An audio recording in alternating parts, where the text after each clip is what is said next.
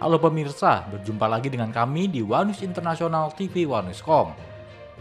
Berita One International hari ini bakal membahas Badan Intelijen Barat melaporkan Rusia kerap mengoperasikan drone pengintai di wilayah timur Jerman untuk memantau jalur pengiriman senjata ke Ukraina.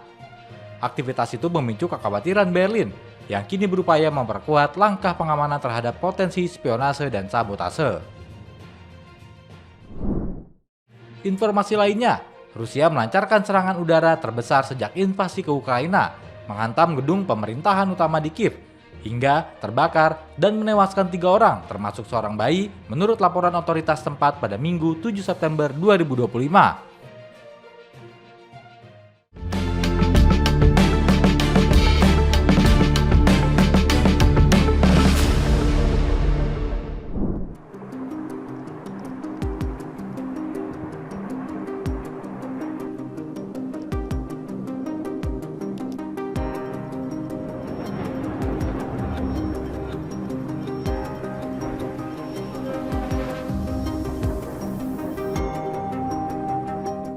Rusia melancarkan serangan udara terbesar sejak invasi ke Ukraina, menghantam gedung pemerintahan utama di Kiev hingga terbakar dan menewaskan 3 orang, termasuk seorang bayi, menurut laporan otoritas setempat pada Minggu 7 September.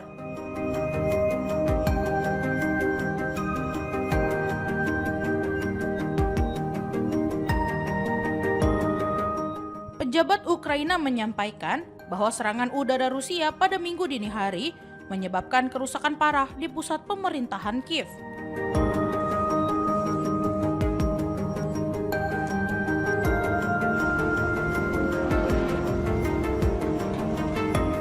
Api terlihat melalap lantai atas gedung yang berada di kawasan bersejarah Pechersky.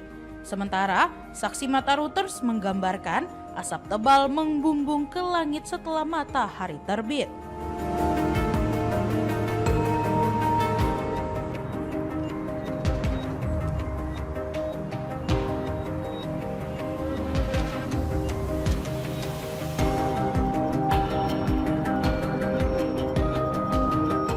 Perdana Menteri Ukraina, Yulia Shiridenko, melalui telegram menegaskan ini merupakan kali pertama sejak invasi besar-besaran dimulai pada 2022, sebuah gedung pemerintah menjadi sasaran langsung.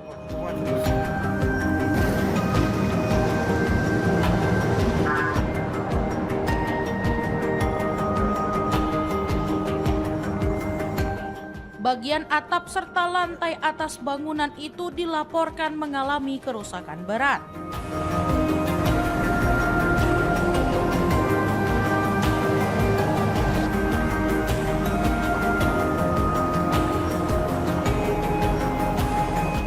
Angkatan Udara Ukraina melaporkan Rusia meluncurkan 805 drone dan 13 rudal ke berbagai wilayah sepanjang malam.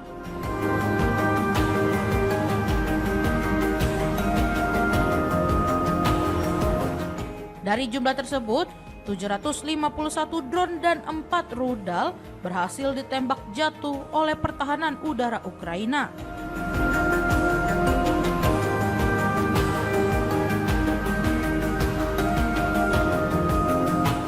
Serangan ini disebut sebagai serangan drone terbesar yang pernah dilakukan Moskow sejak invasi penuh ke Ukraina pada Februari 2022.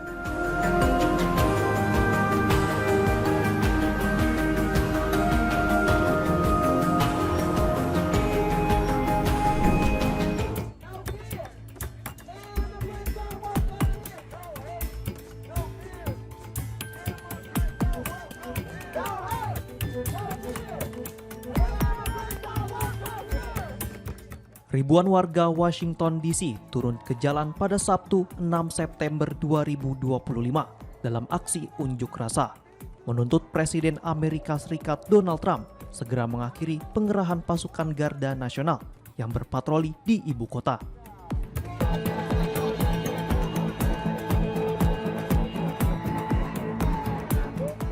Massa yang tergabung dalam aksi bertajuk We Are All DC tersebut terdiri dari imigran hingga pendukung Palestina.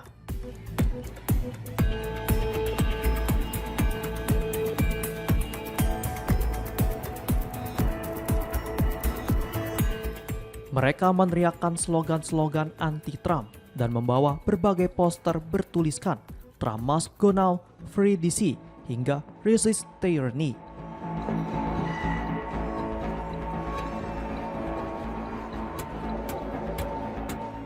Trump sebelumnya mengklaim bahwa tingginya angka kejahatan membuatnya perlu mengerahkan ribuan pasukan untuk mengembalikan hukum, ketertiban, dan keamanan publik.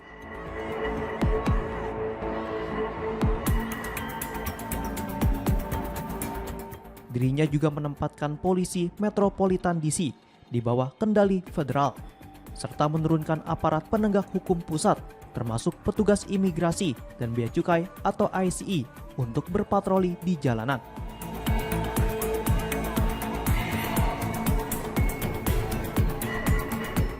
Namun data Departemen Kehakiman Amerika Serikat justru menunjukkan bahwa angka kejahatan dengan kekerasan di Washington pada 2024 berada di titik terendah dalam 30 tahun terakhir.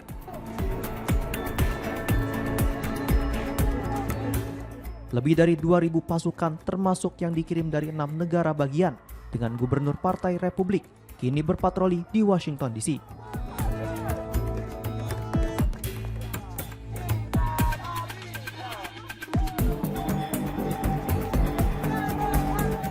Belum jelas kapan misi tersebut berakhir, meski pekan ini militer perpanjang tugas Garda Nasional DC hingga 30 November.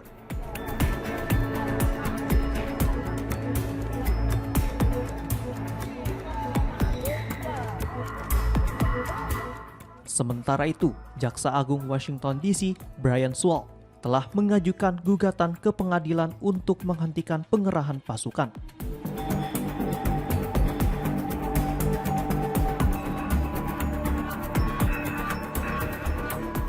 Menurutnya, kebijakan tersebut inkonstitusional dan melanggar sejumlah undang-undang federal.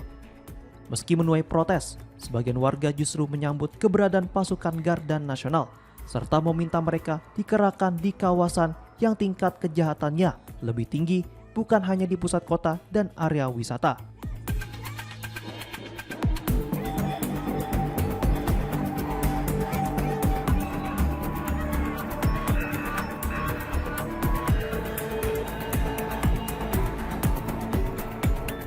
Wali Kota Washington DC, Muriel Bowser, memuji tambahan aparat federal yang dikirim Trump.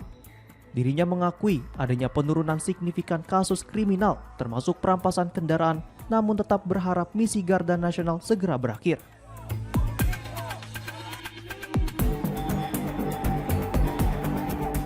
Pekan ini, Bowser menandatangani perintah agar pemerintah kota berkoordinasi dengan aparat federal terkait pengamanan.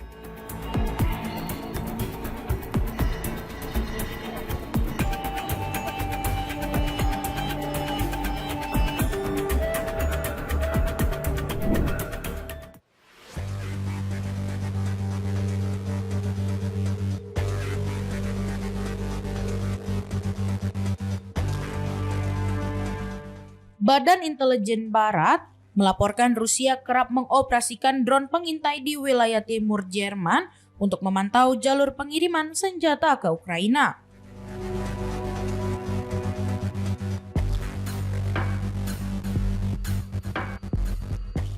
Laporan dari 3 badan intelijen Barat yang dikutip Wirtschaftswoche menyebutkan lebih dari 530 kali penampakan drone Rusia terjadi di Jerman sepanjang 3 bulan pertama tahun ini. Pesawat nirawak tersebut diduga digunakan untuk melacak pergerakan logistik militer, mulai dari rute transportasi, pengiriman peralatan tempur, hingga kedatangan amunisi baru ke Ukraina.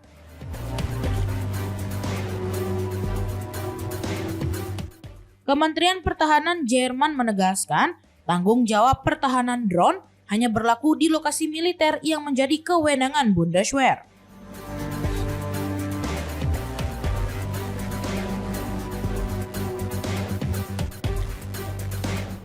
Sementara itu, pengamanan di luar area militer seperti terminal LNG atau jalur kereta menjadi wewenang Kementerian Dalam Negeri Jerman dan operator sipil masing-masing. Otoritas menekankan prinsip proporsionalitas harus dijaga, terutama karena keberadaan drone berpotensi membawa bahan peledak yang membahayakan warga sipil.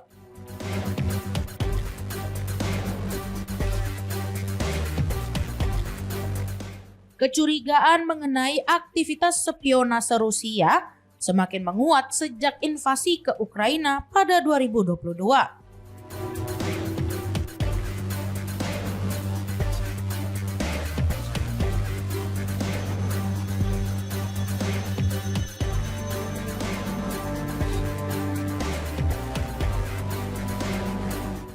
Surat kabar Bild melaporkan, drone kerap muncul di atas fasilitas penting, termasuk pangkalan Angkatan Laut Wilhelmshaven dan pangkalan udara Schutzwing di Schleswig-Holstein. Pada Januari lalu, 6 drone terdeteksi melayang dalam waktu lama di atas lokasi pelatihan pasukan Ukraina dengan sistem pertahanan udara Patriot.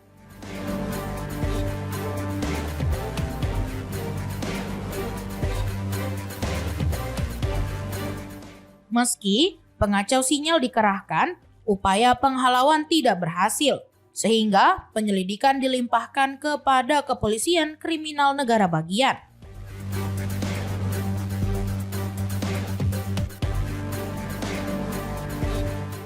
Pihak Kepolisian Schleswig-Holstein mengakui infrastruktur vital Jerman bisa menjadi target spionase maupun sabotase.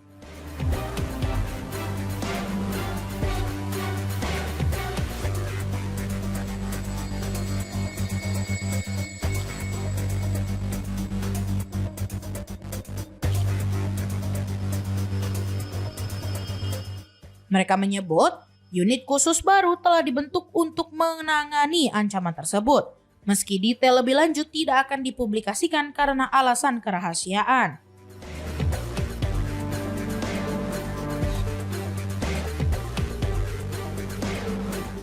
Di sisi lain, wacana untuk memberi wewenang kepada Bundeswehr menembak jatuh drone berbahaya hingga kini belum terrealisasi.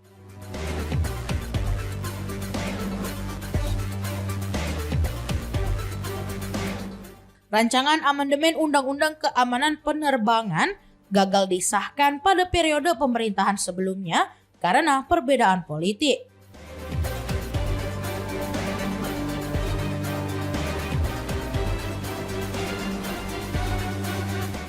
Anggota Partai Hijau Konstantin von Notz menilai kebuntuan itu berbahaya, mengingat ancaman dari Rusia dan Tiongkok terus meningkat.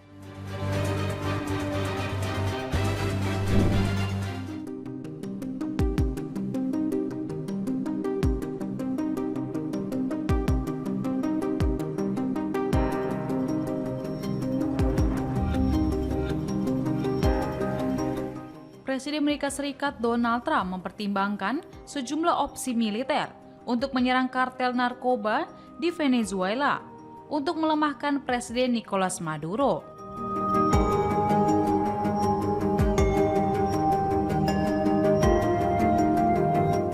Mengutip CNN melaporkan bahwa rencana serangan militer Amerika Serikat itu memiliki tujuan yang lebih luas, yaitu untuk melemahkan Presiden Maduro.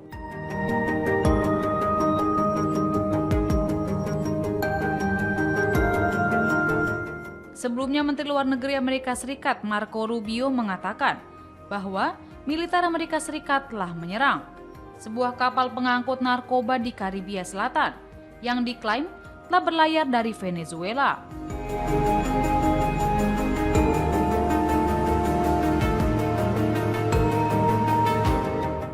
Rubio mengatakan Trump akan melancarkan perang terhadap organisasi-organisasi narkoteroris.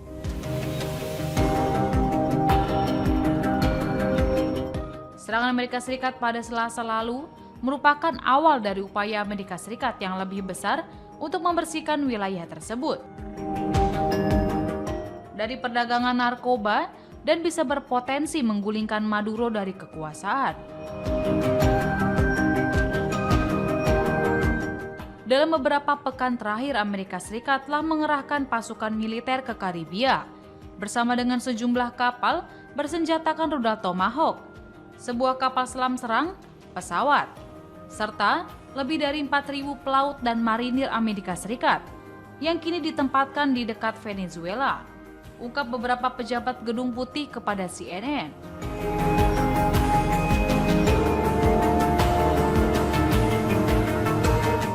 Di sisi lain, Trump diduga telah memberitahu para pejabat keamanan dan pertahanan nasional bahwa jika ada kesempatan untuk membunuh teroris, Trump akan segera memberi mereka lampu hijau untuk melakukannya, kata salah satu pejabat tersebut.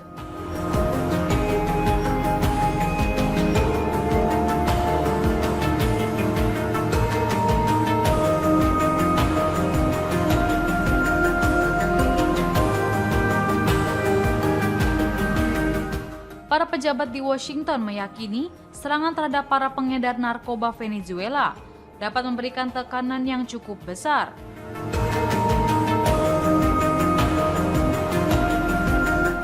Kepada orang-orang yang dekat dengan Maduro untuk mempertimbangkan cara-cara guna menggulingkan pemimpin Venezuela itu. Trump mengatakan kepada para wartawan di Gedung Putih pada Jumat bahwa Washington tidak mengizinkan pergantian rezim di Venezuela.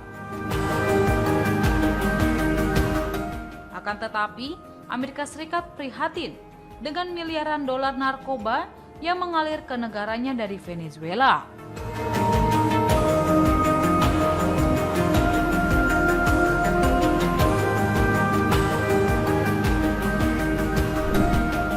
Hasta La Guajira.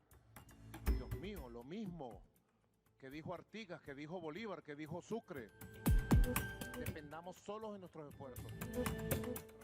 Presiden Venezuela, Nicolas Maduro, kembali menjadi sorotan internasional setelah Amerika Serikat menawarkan hadiah hingga 50 juta US dollar atau sekitar 820 triliun untuk penangkapannya.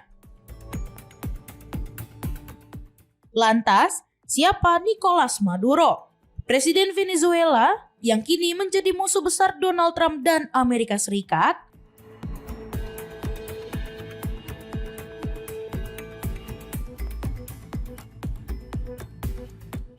Nicolas Maduro Moros menjabat sebagai Presiden Venezuela sejak 2013, menggantikan Hugo Chavez.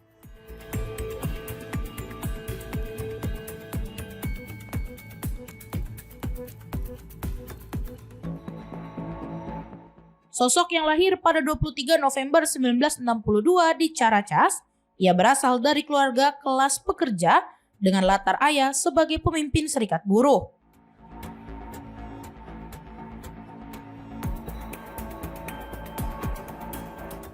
Maduro memulai karir politik bukan melalui jalur akademik, melainkan sebagai sopir bus di Metro Caracas.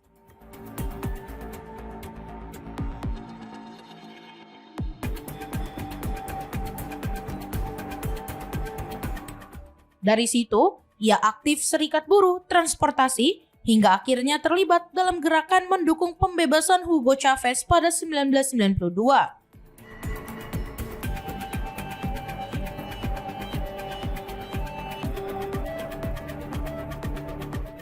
Maduro pernah tinggal setahun di Kuba untuk memperdalam ilmu politik sebelum kembali ke Venezuela.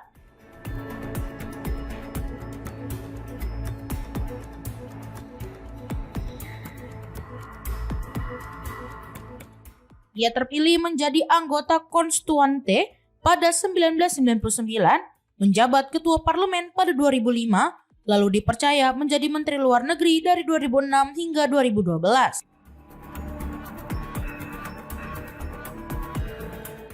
Setahun kemudian, ia menduduki posisi wakil presiden, sebelum akhirnya naik sebagai presiden pada 2013.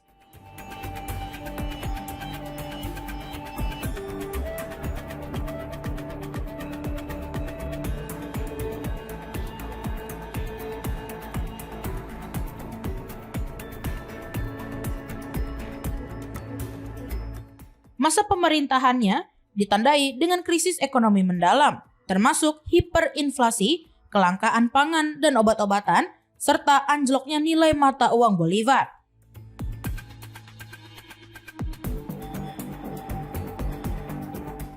Situasi ini banyak dikaitkan dengan salah urus dan praktik korupsi.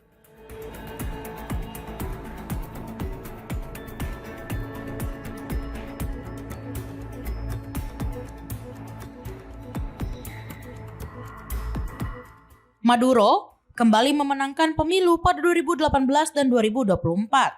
Namun prosesnya menuai tudingan kecurangan yang memicu penolakan dari sejumlah negara termasuk Amerika Serikat.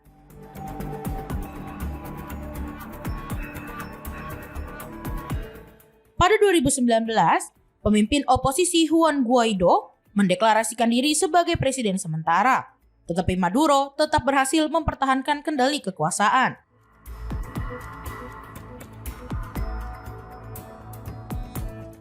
Sejak 2020, Washington melayangkan tuduhan narkoterorisme dengan imbalan 15 juta US dollar bagi pihak yang membantu penangkapannya.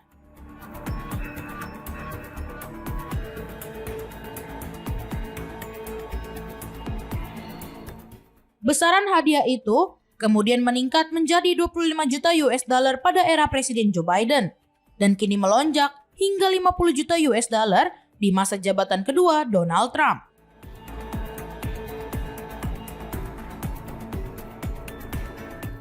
Amerika Serikat menuduh Maduro memimpin kartel de los Soles, jaringan narkoba yang disebut bekerja sama dengan kelompok seperti FARC, Tren de Aragua, dan kartel Sinaloa dalam penyelundupan kokain, termasuk dicampur fentanyl ke pasar Amerika Serikat.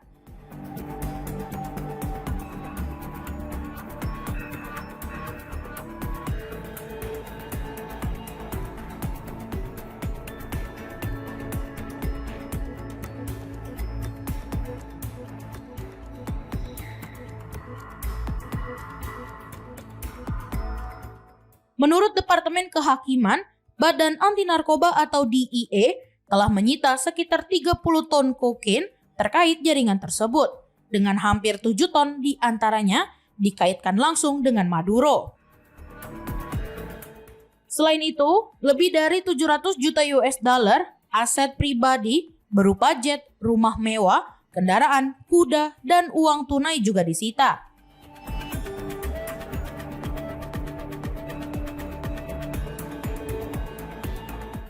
Pemerintah Venezuela menolak seluruh tuduhan dan menilai langkah Washington sebagai upaya propaganda politik.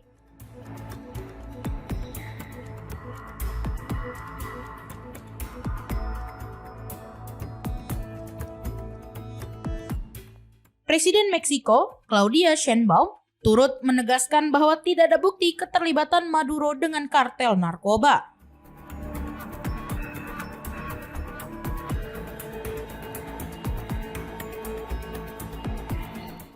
Di sisi lain, Maduro menilai tuduhan Amerika Serikat sebagai bentuk intervensi politik yang bertujuan menggulingkan pemerintahannya.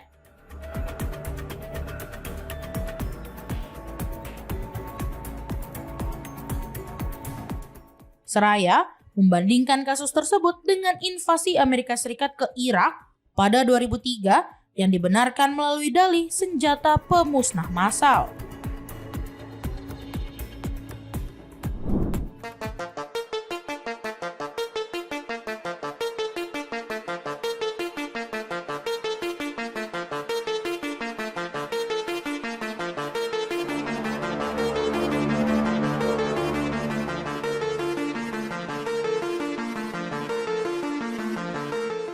Presiden Rusia Vladimir Putin menekankan bahwa jaminan keamanan pasca gencatan senjata di Ukraina harus adil dan seimbang dengan mempertimbangkan hak Rusia, bukan hanya Ukraina.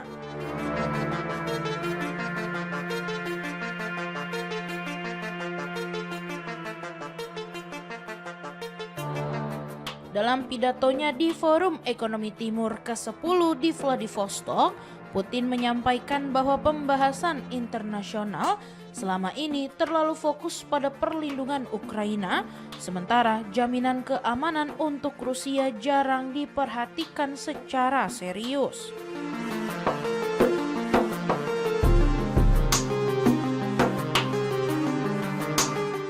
Ia menegaskan jika kesepakatan dicapai, Moskow akan menghormati jaminan tersebut asalkan aturan itu menguntungkan kedua pihak.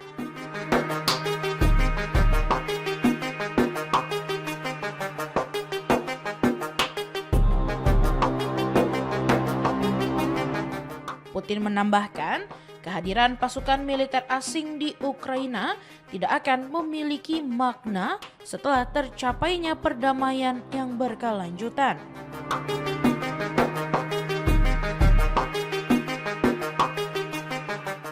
Ia menilai keterlibatan NATO di wilayah itu menjadi salah satu faktor utama yang memicu konflik.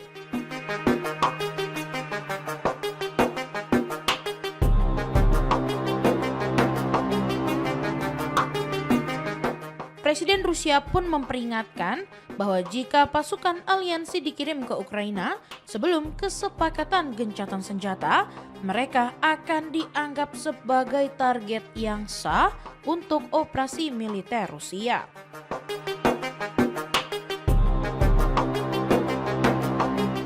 Forum Ekonomi Timur kali ini digelar pada 3 hingga 6 September 2025. Mempertemukan berbagai pemimpin dan pejabat internasional untuk membahas isu ekonomi dan keamanan di kawasan Timur Jauh Rusia.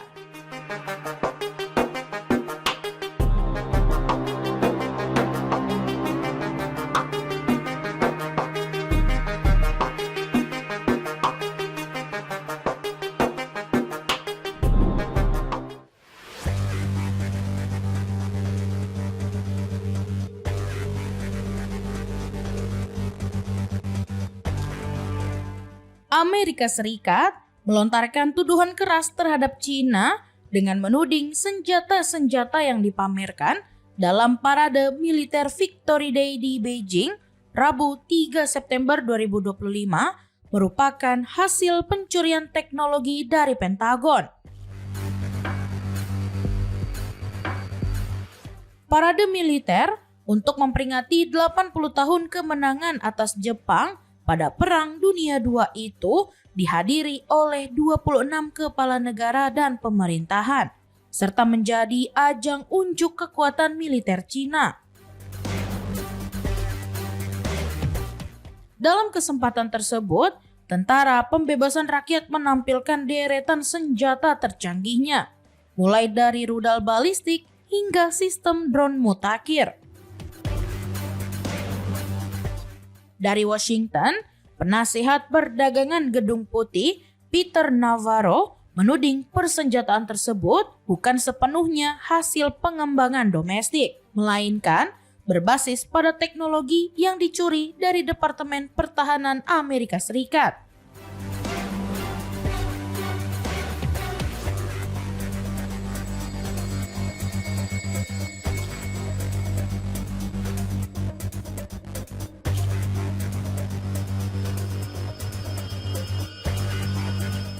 Ia menyampaikan kritik tajam dengan gaya sarkastik di media sosial.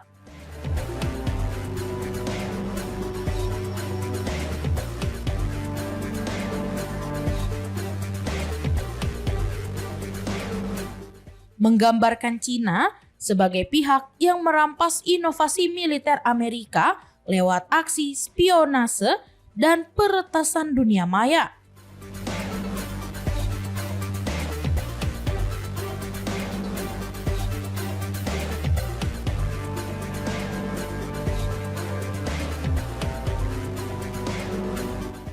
Pernyataan Navarro menambah panas suasana di tengah rivalitas strategis kedua negara.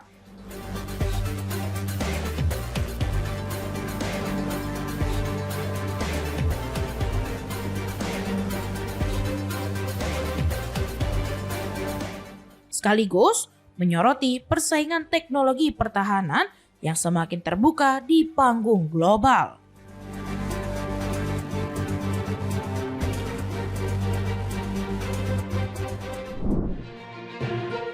Demikian informasi yang dapat kami sampaikan pemirsa. Terima kasih telah bergabung bersama kami. Sampai jumpa di One News Internasional berikutnya setiap pukul 8 malam hanya di kanal YouTube TV Wanuscom.